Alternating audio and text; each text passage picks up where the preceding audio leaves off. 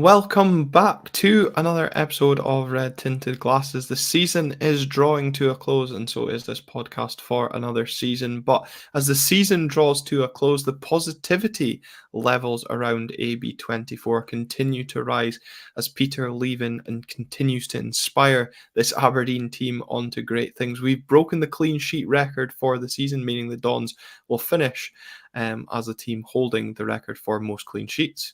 Quite incredible. Phil joins me once again to look back at a 5-star performance after a bumpy start as the Dons thumped Livingston 5-1 at Pittodrie. We'll touch on the young team as well briefly before previewing the final game of the season as the Dons head to Dingwall, of course, with the home team needing to win to secure their Premiership safety as well. It feels a season of what-ifs based on last night, Phil, and 5 changes to the side. What was your thoughts when you saw the team news? Because we kind of suspected there was maybe going to be one or two, but Peter Leven ringing the changes ahead of the game last night. Yeah, I think we talked about it and sort of said the Livi game was the most likely game for changes, but I think the number and the exact personnel that changed weren't quite what was expected. For example, Fully would have thought Miovski would have started just purely with him chasing that 30 goal target, as we'll probably come on to discuss. He probably could have reached it and more if he was starting in the first half with some of the chances. But yeah, no, it was a bit of a wobble in the middle, but yeah, overall quite a good but strange evening, shall we say? Yeah, a strange first half, and I know both of us were perplexed, I think is the right word to say, seeing Shinnie in the number 10, because you mentioned the first half and the fact that we could have quite easily been 3 or 4-0 up. Dante Polvara missing a pretty gilt-edged chance. I think it's not quite the open goal, but I think the fact he misses the target completely is to be commented on at least. Duke hit the post. Graham Shinnie failed to kind of keep a couple of attempts down on target. Duke got the ball continuously stuck between his feet, and there was one opportunity, I think, where he got the ball in the middle of the pitch, and the ball was open, the goal even, sorry, and he just drove towards the goal, and just instead of having a shot, it was a quite strange first half where it was almost like what we'd spoken about a couple of weeks ago, where we were almost trying too hard to score again. Yeah, I don't know if it's weird because it was all Aberdeen, but yeah, it just felt so cagey and for no reason at all. As far as dead rubbers pretty much go, it was pretty bang on. Livi had nothing to play for. Um, so yeah, I don't know if it was just a weird mix of maybe nerves, people maybe playing for positions. Obviously, the likes of McGarry getting a start, Shinnie back into the team, Sockler starting, Duke back on the wing. I don't know if it was just a sort of little bit of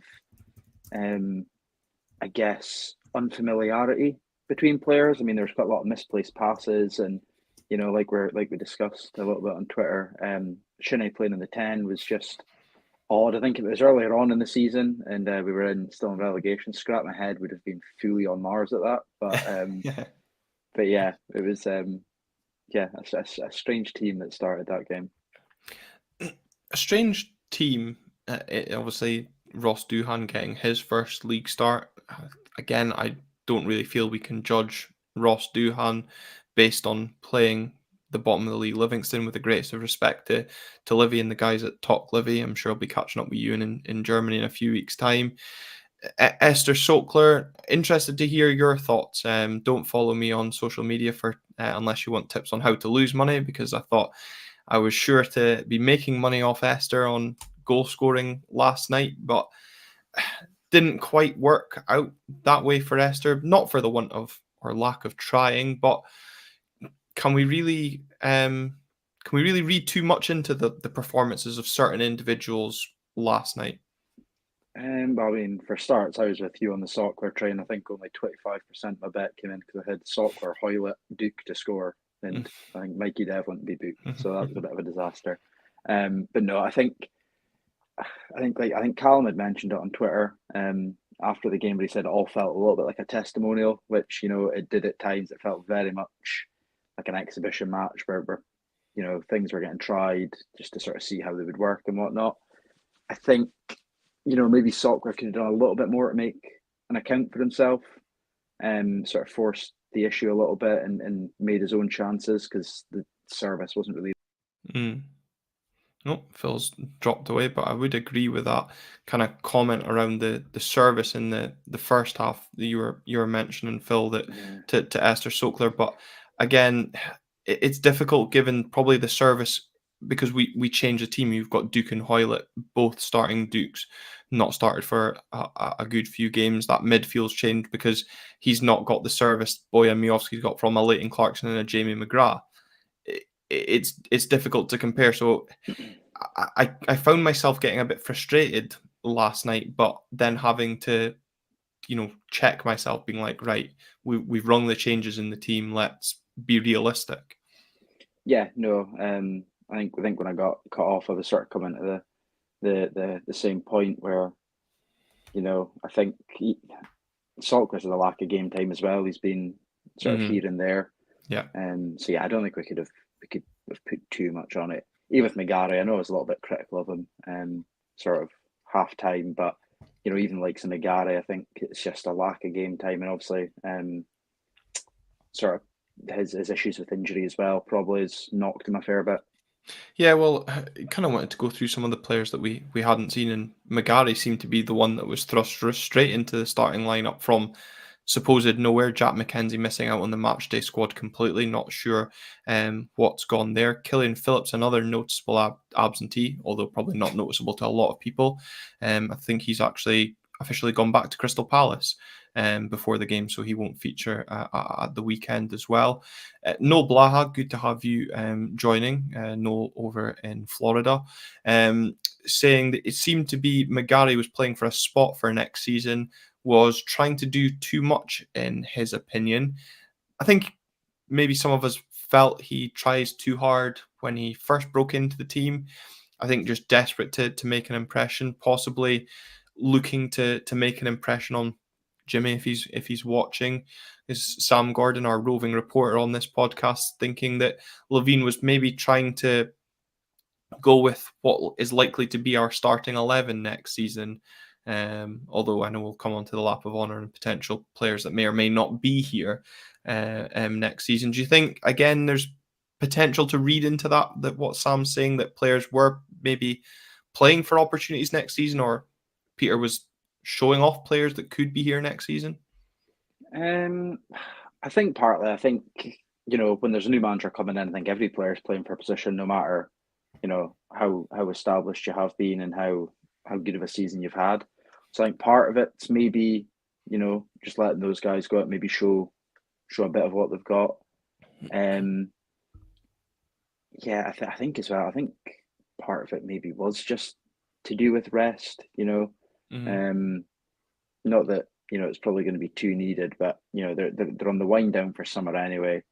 It was the last home game of the season. Like as we'll go on to discuss with the lap of honour, I think it was more just a way to let as much players have that opportunity to either say their goodbyes or like we said, maybe try and cement something. Going into next season. Totally. And Kaiser, good to have you on. I know you've mentioned Ali Beggs on at the same time as us tonight, so good to see you're sticking with us and not switching over. But saying that Miovski was wanting more goals, we should have played him for the first 60 minutes. I think that was nothing against Esther Sokler and his performance. I think the general feeling when the team news came out was, oh, why is Bojan not starting? And a big deal's being made of that big four-headed striker down in Edinburgh. Rich of me to speak about big foreheads, I know. But Lawrence Shankland, of course, achieving 30 goals this season. A lot has been spoken about in terms of Bojan reaching that target. I thought we might have tried to do everything we can to help Bojan reach that target by allowing him to start. And as you said, he could have, or probably would have, gobbled up a couple of those opportunities in the first half. Yeah, definitely. I think it was probably the perfect game for him to try and get as close to that 30 before going up to Dingwall. I think we knew that Livi was going to be probably the weakest, well, statistically in the league, they are the weakest side, obviously. But, in terms of their sort of defensive, resolve, the fact they're already down, it was probably going to be the game where he was going to get chances galore, which he, as we saw as the game went on, he would have got. Mm-hmm. So yeah, I was a bit confused. I would have thought that Miovski would have got, at least a half, even if he brought on Sokol at half time. Mm. Um, To be fair, I wouldn't have actually been, and I know he's watched the podcast before, and that's probably why I'm a bit more sad come when we speak about the lap of honour, but I wouldn't have been opposed to Duke coming off at half time because he was really frustrating me in that first 45 minutes. And I have to say, I was surprised that he actually lasted as long as he did. yeah, I mean, I think it's a weird one. I think it's probably because he is such a confidence player. You can see what he was trying to do. He was trying to use what he's best at, which is his speed and his sort of physical presence. But just nothing was really coming off Sticking, yeah. at all. Yeah, just nothing was coming off, and it's one of those things where on a different day, it could have been the Duke that was seen at Tannadice that was turning everybody inside out last year. But yeah, I think the lap of honour, if we look into that a bit, it's and I did see a lot of people having their opinions on Twitter, but yeah. It's an opinion game, and look, if you're basing it off of this season, you can't argue with the opinion that many have. At the end of the day, well, there's not really kind of much to kind of discuss really from the first half. It feels like in terms of action, we've kind of glossed over the opportunities that we had. Livingston rarely threatened. I think there was one opportunity I remember where Ross Doohan was almost desperate to touch the ball. He raced out of his line to block a shot. So we'll move into the second half, Phil, and I guess the really controversial moment of the second half was the penalty that took once again over 3 minutes to decide. That it was a clear and obvious error by the match officials not to award a corner. I mean, I certainly never saw any handball at the ground. I doubt if you in the south stand would have seen that Sokler actually punches it really well, despite being quite clearly pushed from the shoulders down. How's that not a free kick to Aberdeen? Yeah, I mean, at the time in the ground, I couldn't figure it out. I thought it was maybe for holding, but then I was like, no one's appealed. So I Yeah. was kind of like, I don't know what it could be for. And I think as well, when you look at some of the other decisions that, maybe didn't go to VAR, the Duke penalty shout wasn't even looked at, I don't think. Not that I think it was much of a pen. I think it was a little bit sort of, I think he was looking for a lot at times, and I think that didn't really help his case when he was actually, fouled. Yeah, the referee, I think, again, we speak about it most weeks, he was just too stop-start, and he just lacked so much consistency. I mean, the amount of time it took him to get a card out for Livi was unbelievable. Considering he booked, who was it he booked early on? Was it Nicky Devlin? He booked early on for a foul. Yes, on Montano, I think it was, but that was a Yes. booking, to be fair. Oh to yeah, Nicky no, it was, Devlin. but he booked him so early on, and then I think Livi put in about 10 of the same charge, and it was just like, yeah. But Yeah. yeah, it was a strange decision, but I've got to give the guy a bit of credit. It was a good pen, but shushing a stand when you're already relegated, and then to concede 5 goals whilst Aberdeen wheel out the bloody Zimmer frames and the youth academy, it's Yeah. just, oh dear. I mean, fair play because it's a fucking brilliant penalty, pinging it Ah, into the yeah. top corner from a short run up. Because I know there's a lot of people in the modern game that don't like these short run ups. It's a class penalty, but yeah, the celebration was asking for trouble. And you know what? Weirdly, I can't help but feel that the celebration almost got the support re-engaged, certainly from behind the red shed, because I said there wasn't really much to talk about in that first half, but I can't help but feel that the first half really had a preseason friendly feel to it. Like it felt like when sometimes we were on the attack, everyone was just there was just chit chatter about how your day was, what your plans are for the weekend or the close season. It wasn't the usual like the you know what, like when you're watching a football video as a team's attack, the stand up and the anticipation, it didn't really feel there at times during the first half, and it was almost like Tete Yengi's celebration re-engaged the fans. Yeah, I think I think part of that can be expected. I mean, it's end of the season, last home game. There'll probably be a lot of guys that maybe won't see each other till after the summer. So I think it was always going to have that sort of more of a almost like your final day at school, without the signing of the jumpers. But it was always going to have that sort of feel, I thought. Again, like I say, no one's really playing for anything too substantial. It's not like, a win against Livi would have taken us into Europe or this, that, and the next thing. And like I say, Livi's already down, so it did have this, like you say, sort of friendly testimonial style nature. But I think just having somebody being a big prick is enough to just make everybody rally a little bit.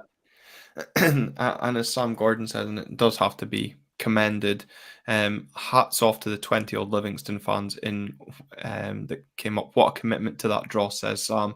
And I think just it has to be commended in general. How many of them actually paid to come up will be another story, and how many of them were on complimentary tickets.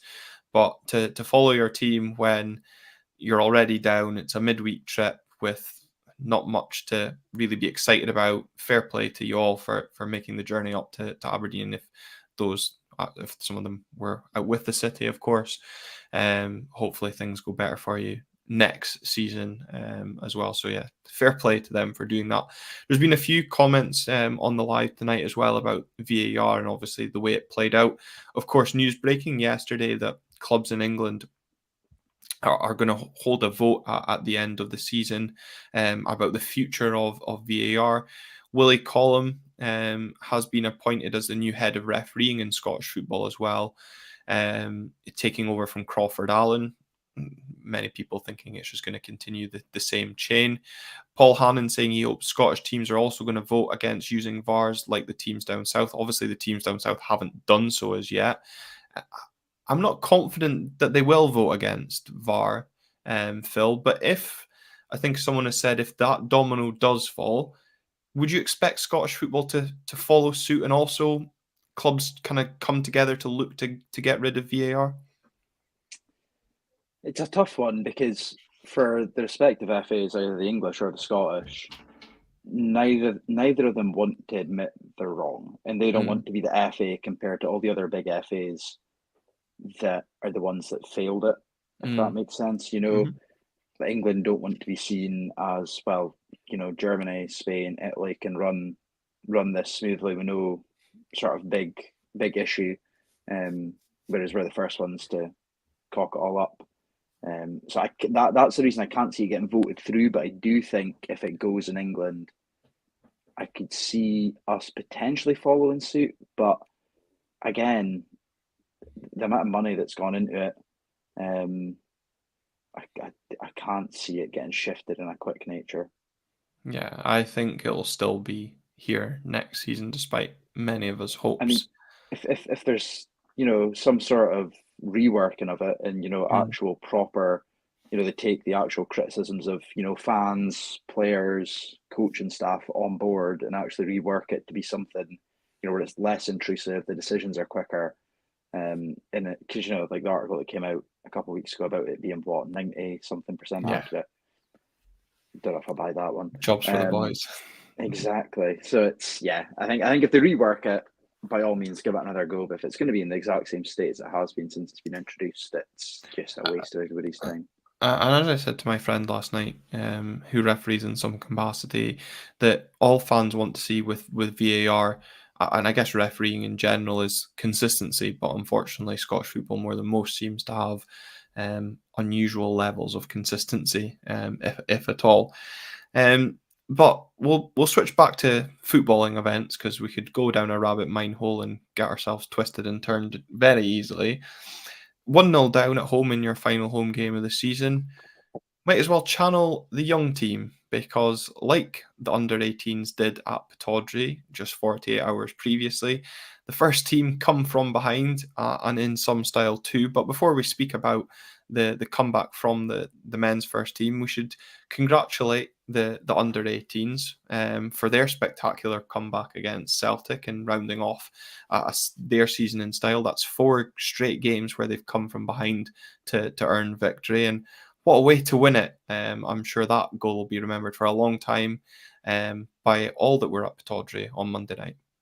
Yeah, it was very a la Liam Scales against Rangers, that one. And the knee slides, there's nothing I like more than a strong knee slide, but I think about 20 solid knee slides went in there, whole team involved. Oh, quality. And like I said, I mean, they've deserved that moment. You know, and the coach and staff have deserved it as well. You know, heard a lot of people speak about the time that Scott Anderson really puts in to not even just developing them on the pitch, but you know, being great with everything that goes on off the pitch and making sure they've got their sort of head screwed on and they're really sensible about things. And you know, and congratulations to the under 16s as well, winning their league. So what a future we could have. Yeah, what a week really for the youth academy. As you said, congratulations to the under 16s as well. So under 16s and under 18s winning their respective leagues. The under 18s, of course, getting the lap of honour during halftime yesterday. Fletcher Boyd, that was one way of getting out the halftime warm up as well by joining his teammates on that lap of honour. And good to see the amount of young fans there that were, you know, interacting with players that I'm sure they'll be now looking to aspire or follow in the footsteps of. And I think for, you know, the academy where a lot has been made now, whether you're a fan of DNA or not, a lot of obviously noises around DNA has been made towards the footballing operation of the youth academy. And I think it's great to see that the youth academy can now finally start showing off the awards that the hard work and dedication has been put in by all the coaches and backroom staff at Cormac Park, because we used to see a lot of it at even younger levels, but now we're seeing it at older age groups and age groups of players that can start bringing or bursting into the first team in a Fletcher Boyd style, as of course we'll come on to. It's reward for all that hard work, and hopefully, you know, for us as fans, excitement to see young homegrown talent, you know, coming into the team. Because I was having a discussion with one of my friends today saying I think there's nothing that galvanizes a support more than when you're sitting in the stands cheering on a player from your hometown that knows exactly what it means to be wearing that jersey, and a jersey that you would love to be wearing yourself. Yeah, no, definitely. And I think with the model that the club's got as well, this the sort of player trading model is it's been titled a few times. I think, you know, having those players in the ranks that we're not having to splash money on, having those players in the ranks that can step up into the team in a few years' time is as a sort of starting, or at least, you know, a sort of key factor of the squad. Just works brilliantly for us. You know, it allows us to put money in other areas, allows us to reinvest back into our youth setup as well. And I thought it was nice as well seeing a lot of the young guys taking their time out to sort of acknowledge a lot of the young fans that sit down sort of front rows in the south stand, especially. Yeah, because I think again that'll just really give the sort of younger fans a sense of belonging with the team, and really sort of solidify, you know, their sort of hopes and aspirations of maybe being in the same position. Yeah, absolutely. From the young team to the first team, and probably with the greatest respect, Junior Hoilett, the senior end of the scale. What a way to mark your first Don's goal for the club. A player that we've been longing to see get on the score sheet. A player that's kind of done it all, it feels like. And I kind of forgot from the interview that I had with Josh Denning about the fact that coming up this summer, Canada have got Copa America that they qualified after beating Trinidad and Tobago back in March. Could Junior Hoilett be making a late push for the Canadian Copa America squad? But Phil, I was going to throw you under the bus a little bit by going back and finding the comments you made about Leighton Clarkson, but I just want to see if this works, and this is the joys of doing a bit of a live podcast. We're not seamless with the integration, so I'm going to go back to a comment Josh Denning made when he joined me on the podcast when we first signed Junior Hoilett. So let's see how this works. With his creativity, and we've seen it so many times in the past for Canada. And like I said, hopefully when he steps over a ball over set piece, you'll really see the quality he has. Well, step over the ball at a set piece, we'll see the quality he has. We saw it last night, Phil. Yeah, I mean, I think I've been saying pretty much every week now for about the past 3 weeks that Junior Hoilett's due one, and it's never came to fruition. And yeah, what a time to do it. Yeah, what a strike, perfectly pinpoint. And like I say, I mean, I think if he's going to keep that level of quality up, I don't see why he couldn't make that Canadian team. No, absolutely. And, he's a player that's kind of growing in confidence. And again, going back to the chat with Josh, I just want to bring up another piece. I've tried it once. I'm getting confident now. I'm going again, Phil. So let's hear this clip here. Play on both sides just as good. I just like the fact that when it comes to Junior, he is very deadly when it comes to set pieces. He's deadly when it comes into whipping in a ball, and he can hit him from distance. Again, Phil, exactly kind of stuff that we've seen from Junior last night. A player that maybe did need that few games to get his fitness. We even spoke on the last episode about the fact that we didn't think Junior would start the game because his legs are tiring. But when you've got the quality that he possesses, it doesn't matter if your legs are failing because you can just ping a ball and land it on a 5p piece. Yeah, and I'll tell you what as well, I've got to eat my words there because he looked like the fittest man on the pitch at times. There was no, I mean, every time he had the chance to take on his man, he was taking them on. I thought his defensive work as well, again, like we spoke about from the game on Sunday, his defensive work was maybe a bit lacking at times, but yeah, last night I thought he did really well to sort of get back and give McGarry that little bit of support and always give him an out option as well. But yeah, no, Canada. If he signs one more year, I will happily enjoy my first ever poutine bowl. And as on X yesterday at the Sheep 1903 tweeted, Junior Hoilett's last 5 games. There's 1, 2, 3, 4, 5, 6, 7 assists and 2 goals. I think Frienne Wakali also pointed out that he is now the one player that has the most assists for this team. Quite incredible. Just the impact he's had in such a short space of time. Neil Warnock might have been absolutely horrendous for us, but the best thing he did was bring Junior Hoilett to the club. Absolutely, and I think we even spoke about it as well in the media. Just speak about how if it was up to him, Hoilett would have a contract on the table now, and he's sort of urging the club to put it there and leave it in Jimmy's hands to see if he is up for staying another year.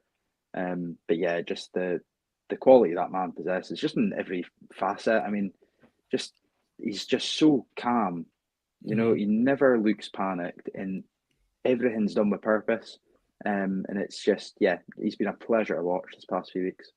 Yeah, it really has. A player that hasn't played all too much in the last few weeks is, of course, Aberdeen captain Graham Shinnie. Graham returned to the starting lineup last night and returned to the score sheet. Probably the best thing Davy Martindale did last night was bringing on his brother Andrew Shinnie, because it really seemed to inspire Graham as the Shinnies did battle in the second 45, and Graham got on the score sheet, his brother also finding his way into the referee's notebook, but it was for a booking. Good header from a corner, unmarked, kind of unsurprising. What did you make of Graham Shinnie's performance? Because I think both of us, I think it's fair to admit, were pretty uninspired by the first 45 from him, but maybe played further forward. But second 45 really got stuck in, and probably the likes of me need to eat a few of my own words for kind of maybe some of the criticism I've dished Graham's way in recent weeks. Yeah, I think especially that first half, I think the midfield did look a little bit all over the place. And we speak about it quite a lot. I think Shinnie does have a bit of a nature to almost look a bit sort of here, there, and everywhere when he's in the midfield. And I don't think for some reason him playing as a 10 helped that midfield look organised.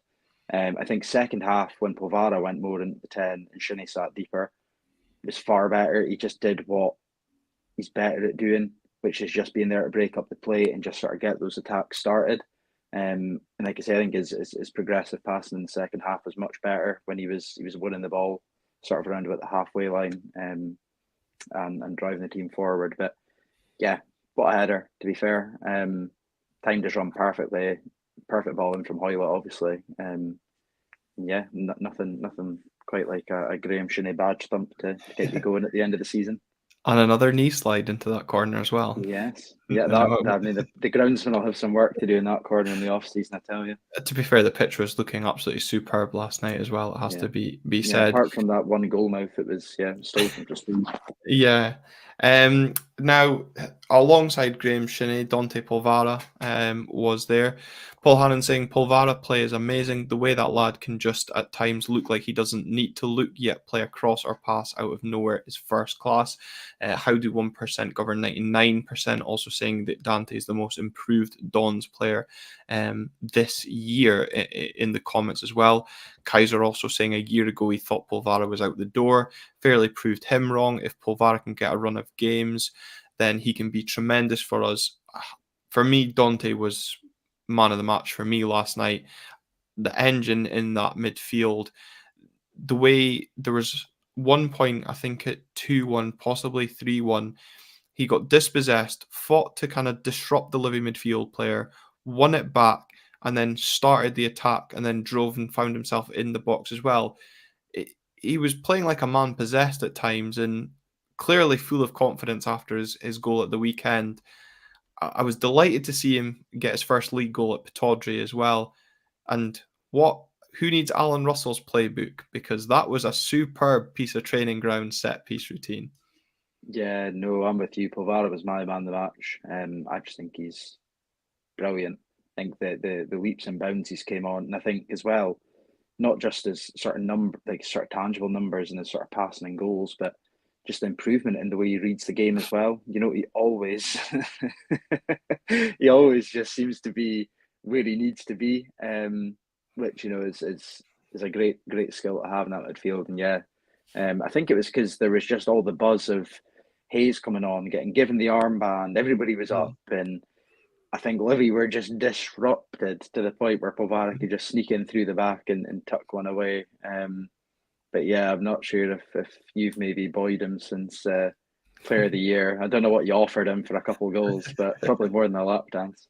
That lap dance has clearly done a lot of good things to Dante, and I'll take full credit if that's what Sam Gordon's alluding to. But look, it's good to see.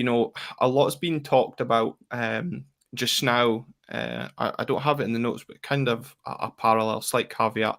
Vinny Bizauen's current run of form at Emmen, just been voted player of the month for April. 7 goals, 1 assist in 16 appearances on loan currently. I think he's got second leg of the playoff this weekend, 2-2 at the moment, to try and get Emmen into the Eredivisie. Dante Polvara, going back to the point that Kaiser made about him potentially being a player that was, in his mind, out of the door. And I think in many people's mind was a last chance saloon. Now, Callum's not on here, which probably for everyone else's sake is a relief, because he would be very much blowing his own trumpet, because me and Callum on here now, those will remember the live we did after thumping Turriff 9-0 in pre-season, were waxing lyrical about Dante's performance that night and how he looked at a player reborn, kind of still full of fitness compared to the rest of the team. And a lot of people are saying, don't get carried away, it was only Turriff. Look at him now is all I'll say, because that's exactly what Callum would be saying. But Vinny Bisauen, a player that's gone away, got minutes under his belt, this whole confidence term. Is there a slight difference between Vinny Bisauen and Dante Polvara in the fact that Vinny's previously worked under 2 managers at the club and been put away on loan, versus Dante, who kind of just struggled for minutes first up? And the other point that I saw being made was, if Vinny Bisauen was, say, a winger down in the Championship Park, that's all I saw Martin Stone referring to, even you could argue someone like Wraith Rovers, if he was a player down in that level that played 16 games, scored 7 times and bagged an assist, at that age, let's remember that Vinny is not a Brian Graham, you'd be hoping the club would be looking at him maybe with a little bit of interest, wouldn't you? Yeah, I mean, I think there is a slight difference. Like you say, Polvara wasn't a player that was in the squad. He was on the fringes, and then he was stuck out on loan. Whereas Vinny was very much part of the team, frozen out, loan spell, injury, back out on loan. It was all a bit sort of. It was going from sort of the team's number 10 to being forgotten about. But I think at the end of the day, you can only play who's in front of you. And I think Polvara benefited in the same way of potentially playing at a level that was maybe lower than his standard, but having that opportunity to be the main guy in that team, to get the confidence under your belt, to really feel like you're in control and you can have a little bit of a say is what's basically going to be the outcome of your career through your performances, only benefits really. Yeah, no, look, absolutely, and the musical box saying that Vinny had disciplinary problems. I don't know how true that is. I know a lot's been made with kind of unfounded rumors on the attitude problems Vinny's allegedly had. Everyone just seems to be kind of jumping on that bandwagon, but Kaiser pointing out on the fact that Pat Gay's also gone over to Norway, scored 2 at the weekend in their defeat to Bodo Glimt. But on Vinny as well, like you mentioned Charleston Battery and the level that Dante Polvara played at last summer. The level that MN are playing at is probably higher than the level of Charleston Battery. Yet people are now raving at Dante. I just wonder how much, if any, chance Vinny's going to be afforded under the new manager. I think what I actually found surprising last night when I was having this discussion in the pub was that Vinny's actually he's played 40 times for the Dons, which kind of surprised me. I didn't realise it had been as much as that. Yeah, I mean, there's no denying the quality that he has. You don't go to Ajax and Roma's youth academies if you're shite. Okay, maybe it's not translated into his game as a professional, but he's still young. And I think, like we were saying earlier with the youth team and not having to go out and spend money on replacements, if we are going to be going with a sort of width-based system, if it's a 4-3-3 that we're looking at, why go and, use resources unneededly when, we've got a player that is experienced in the Scottish game. He's made enough appearances. He's shown flashes of quality, in pockets at Aberdeen.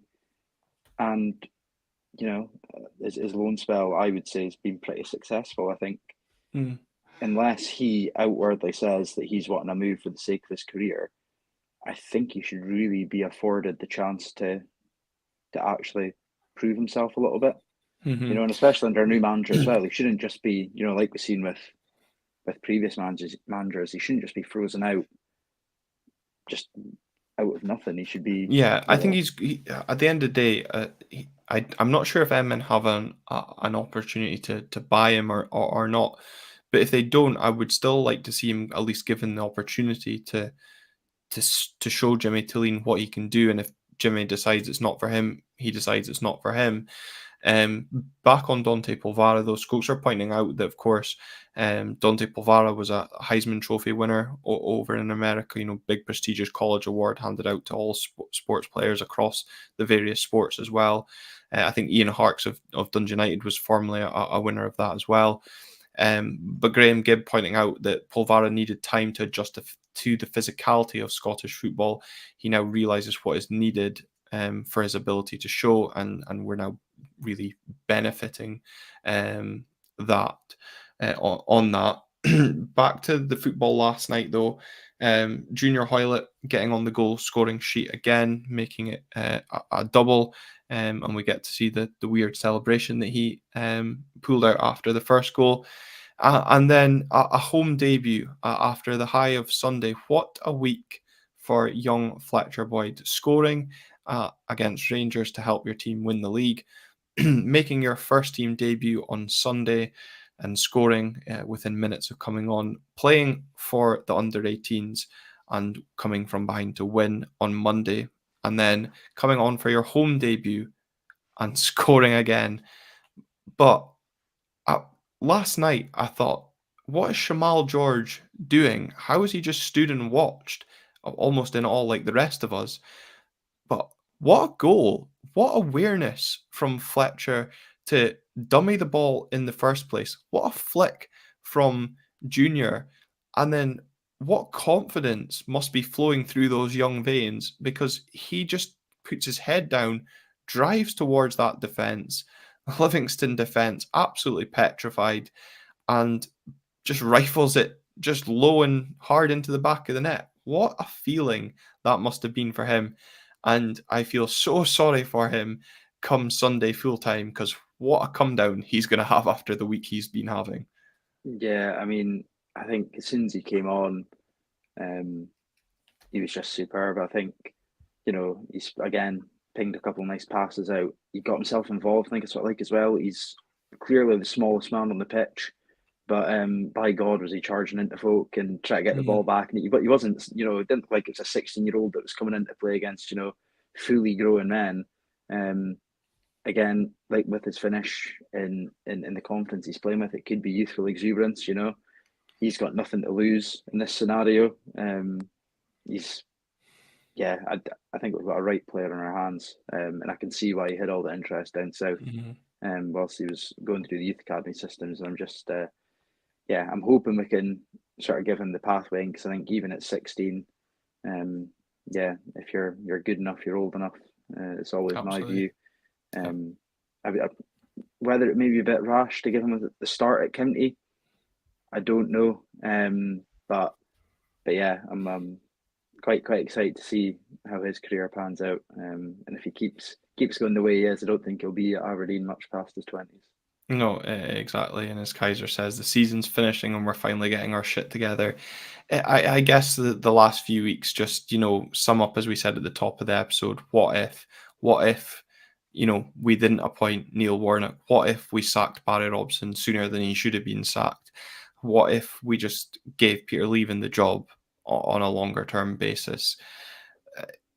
Well, I mean, we wouldn't have moaned a lot this season, but it's given us a lot of content, that's for sure. But good to see us ending like Barcelona 2006 as the season draws to a close. One thing that does seem to be drawing to a close is Johnny Hayes' time at Pittodrie. As you say, he came on, got the captain's armband, managed to stay on his feet more than Duke. I thought we might have seen a customary Johnny Hayes slip as he tried to whip in a ball, or a little concussion knock as well to signal the end of his time at Pittodrie. Phil, you said you didn't foresee your Wednesday evening crying at Pittodrie as Johnny Hayes bid a farewell before going down that guard of honour. I think, there would have maybe been some people with a tear in their eyes. Highland Cathedral was playing pre-match in a moving touch to those Dons fans no longer with us that have sadly passed away during the season. I was expecting it to be Northern Lights, so the goosebumps fairly hit when Highland Cathedral got played. So goosebumps pre and post-match for some, I'm sure, Phil. Yeah, no, I think I've spoke about it on Twitter a few times. I much prefer, that moment of reflection that the club puts on for everybody, as opposed to just pockets of applause. So I thought that was really nice. And like you say, I think using Highland Cathedral, I don't know what it is about that song, just always puts on the verge of tears. I think probably because it's used at so much emotional moments in your lifetime that it's difficult not to. But no, and I thought it was a great touch from Shinnie, passing over the armband as well to Johnny. Like I say, I've been very critical of his second spell. He's not been the Johnny of old at times. But I think just watching him doing that lap of honour and seeing how much the club meant to him, you're almost standing there, and I think all the great memories that he has given us in his time at the club sort of come rushing back, and you go, oh my God, he really is a sort of a modern day legend for a lot of us. Who can really forget the Hayes, McGinn, Rooney front three? And I think sort of seeing the last of the old guard on their way out, not only makes me feel absolutely ancient, but it's I suppose it's a lot of memories, a lot of your childhood, good and bad memories. Not going to speak too much about Hampden, obviously.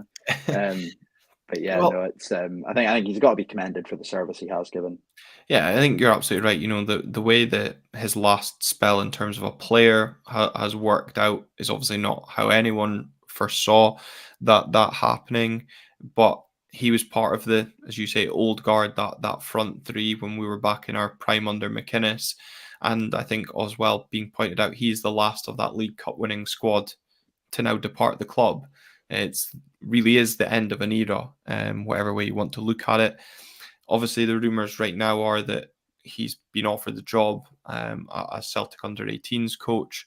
Of course, he's part of that coaching staff on the under-16s that just won the league as well. I'm pretty sure his son's involved with the academy up here as well.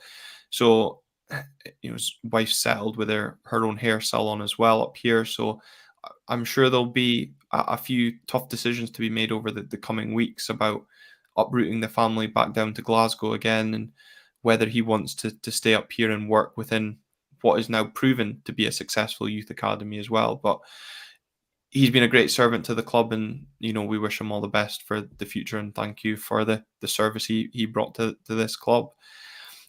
On a few other players last night, though, Phil, Connor Barron not really giving anything away. Personally, I think he's off. Duke doing a lot of waving to the crowd. I think he's off. Although someone said I think he was just waving to all the kids that were down the front. Bojan Miovski, though, not doing any waving. Are we going to read too much into that? I know there was a couple of photos afterwards of him. I don't know if it was you that I saw quoting it about Bojan and his girlfriend walking around the pitch once everyone had left. Of course, there's also the photo of Johnny Hayes sitting on a stool, just looking towards the RDS as well. Yeah, I mean, the only thing maybe looking at the Miovski photos was the fact that Hoilett had liked it. And I thought, does he know something, or him and Bojan going to be taken in Vancouver this summer before he jets off to somewhere in Europe? But yeah, I don't know. I think it's hard to say. I think Barron, we kind of all thought was going. I think the contract situation's just at the point now where if for some reason at the final hour he was to sign a new deal, I think it would take everybody by surprise, more so than if he was to leave. Miovski's just a player that's too good to not expect him to be, getting a big money move somewhere. But yeah, Duke, it's one of those weird ones where he's not really had the performances that he's had last season, and will we benefit as much to losing him now as he would to maybe just see his contract run down, obviously with the sell-on fee that Benfica's got. So yeah, it was a weird one. I also noticed Roos wasn't really. I mean, he came out, but I noticed there wasn't really much waving going on from Roos. I thought he was doing quite a lot of waving to the RDS, but that's maybe just towards the family as well.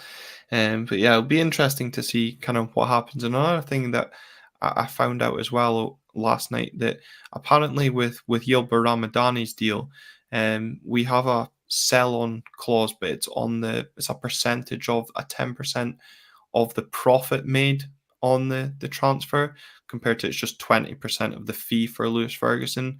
Obviously, Yilba Ramadani done a lot of impressing in Serie A this season. So, in terms of former players, obviously Italy, a country that Connor Barron's been linked with, as well as clubs down south. I do think his game would be really well suited to moving over in Italy. So, and it would continue kind of the links that the club have got with Italy and developing players and making money out of that move as well. But it depends what Connor's looking for. Is he looking for the money, as David Stewart kind of alludes to, the money of the English Championship, or does he want to, build on his own career and play for me a higher and more technical level than the Championship? Yeah, well, I mean, I think that we could see Miovski going to Italy as well. Personally, I think that would be a league that would suit his style of play, and maybe even at Bologna if the boys Xerxes looks like he's going back. I think it was Bayern he initially came from.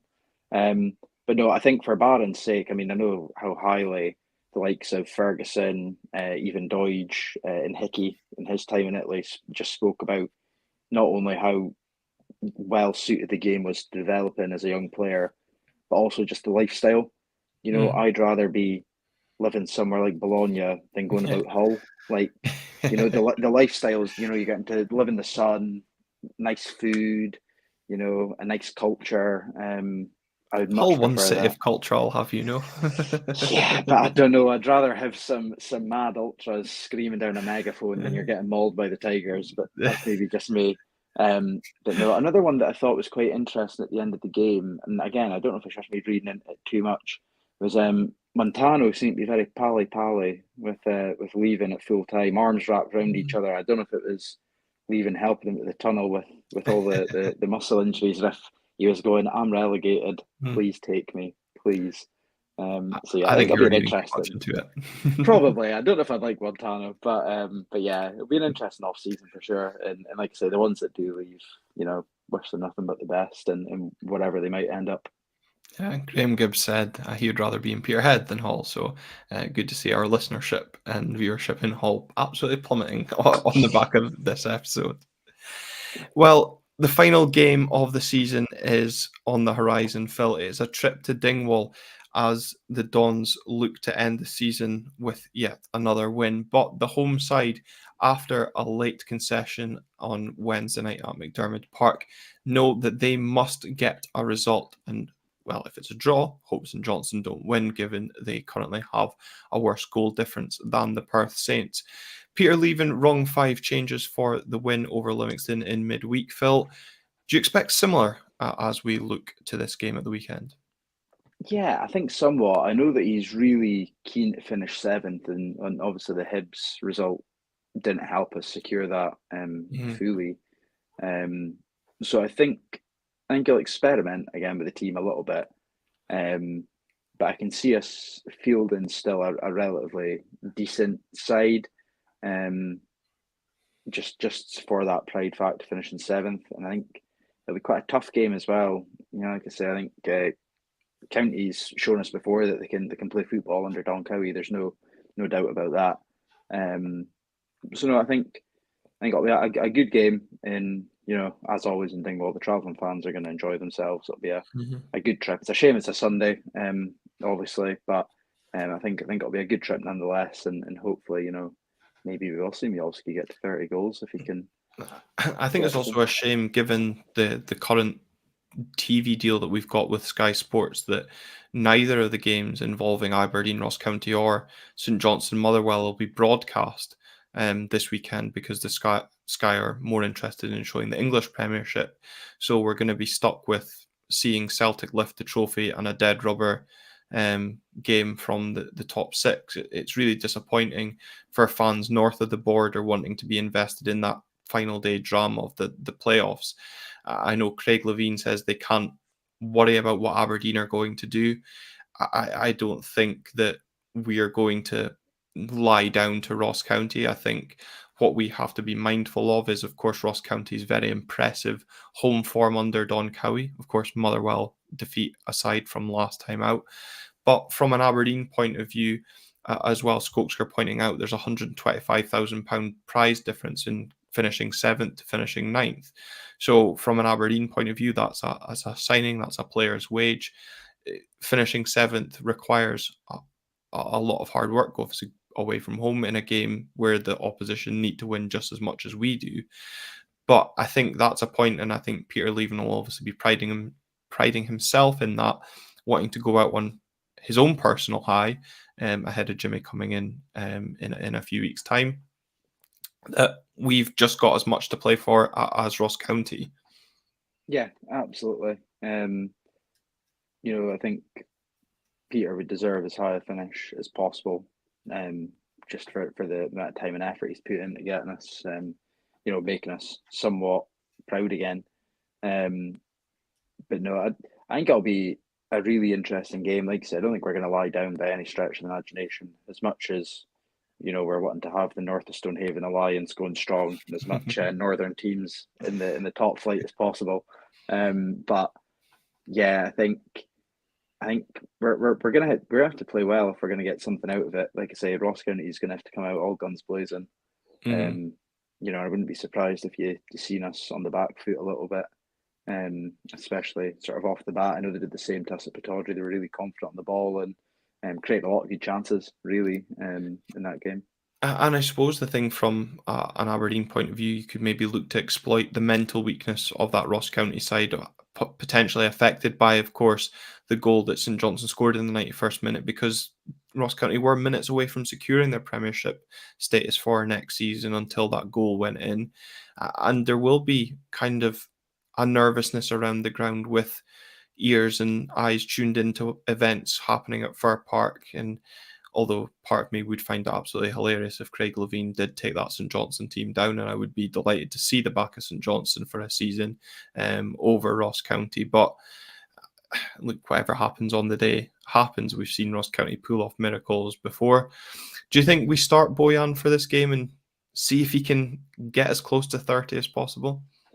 Yeah, I mean, it's a weird one, because in my head, we would have started Bojan and given them the sort of send off as he went off, similar to what happened with Connor Barron getting a standing ovation as he walked off the pitch. So it'd be a bit strange to then just start him up at Dingwall. But then again, like we say, he is chasing that 30 goals. If he can get another at his tally, it'll only add a little bit of value to what we end up recouping for him. Mm-hmm. Like I said, I would maybe, as rash as it is, quite like to see Fletcher Boyd start, just to see what he can do off the bat, really. And if you are looking, towards next season, just sort of seeing how he copes with more than 10 minutes in a sort of physical game. Yeah.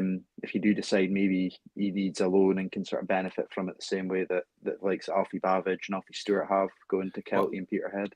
I just wondered then, you obviously mentioned kind of Connor Barron. We've changed a couple of things in the midfield. Could we potentially see the likes of Alfie Stewart come into that team if we were looking to give opportunities to some of the younger guys in this game? But again, it comes down to, as Dave Stewart says, Peter saying he wanted to win the 5 games after the league split.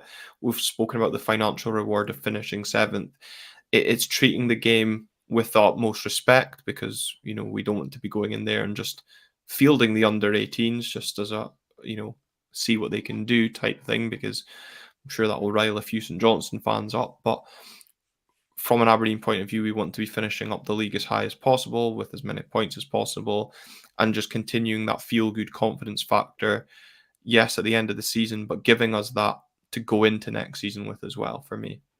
Yeah, I think Peter had said it himself in another one of his press conferences where he was wanting to bleed in more with younger players. So I would not be surprised at all if we maybe seen the likes of Bavidge, Stewart maybe on the bench, maybe give a couple of the sort of players a bit of an earlier break. Obviously, I know Clarkson's enjoying himself in a hot tub out in Banff just now, which I'm not jealous of at all. But yeah, I think I think we'll go at it with we'll go at it with a normal team that we would expect, either similar to Livi or our strongest 11 we can really field. Maybe see McGrath coming back into the fold as well. Mm. Yeah, Peter Lee saying, I don't think they want Bojan to get injured if he's off. That's why he's not been starting. So it'll be interesting to see the team news this weekend and see how many changes, maybe even if Cal Roos comes back into goals or if Ross Doohan continues his place. Maybe even if Jack Milne gets a start at right back, because again, that was something that was thought about when we've gone 5, why not push it to 6? So lots to be kind of interested from an Aberdeen point of view. For those heading up to Dingwall on Sunday, enjoy the trip. I'm sure it'll be a good game, a game filled with nerves if you are of a Ross County persuasion as well. But I just want to continue by saying thank you to everyone that has tuned into the episode tonight and joined us live, even if there has been a clash with Ali Beg. Thank you for sticking with RTG here on YouTube. If you've been listening on audio as well, please remember to share the episode if you've got Aberdeen fans that don't tune into us and may be interested in our opinion. It helps grow this podcast as far and wide as possible. Like the episode here on YouTube, comment your thoughts down below, and remember to subscribe. It's free to do so. We're nearly at that 1,950. It'd be great to come on here on Monday night reviewing the final game of the season, potentially hitting before it or during that episode what season that'll have been. It'll have been over 300-400 subscribers this season alone. So from myself, Callum and Phil as well, who's done a lot of work with the podcast this season, we really do appreciate the growing support and continued support as well through what's been a difficult season, and we hope that will be a lot more positives next season as well. So until Monday night, enjoy your weekend. We'll see you then.